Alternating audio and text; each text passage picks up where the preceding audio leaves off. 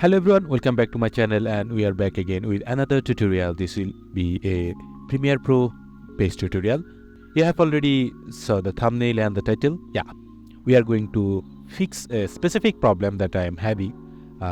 Last time I have installed a new Windows. It's because I have changed my hard drive because my SSD got into warranty and I have to install new Windows. I haven't backed it up. Yeah, so after installing new Windows and I am using Premiere Pro, let me show you that I have the GPU here.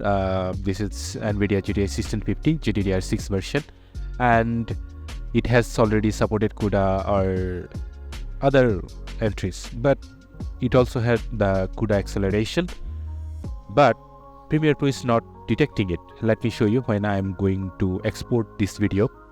In video section, I need to render it in software base. Here I can enable it, it's disabled.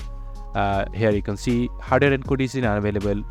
Please make sure the system meets hardware and minimum OS requirement for this functionality. So I have searched so much in the internet, but I got a solution how you can fix that.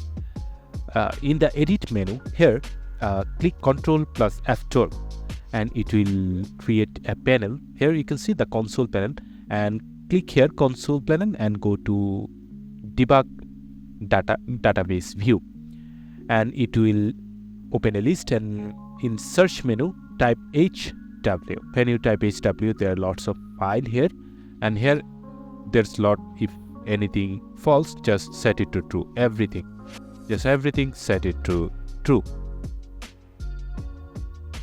So close it, and now we are going to check that is working or not. So we are going to export it. So we are going to export menu, and here, yeah, it's on now. Here you can see the hardware encoding is on. Yeah. So that's it, guys. That's the video. If you have any problem or any specific issue, please let me know in the comment section. And if you like the video, please like and subscribe my channel. And until next video, goodbye.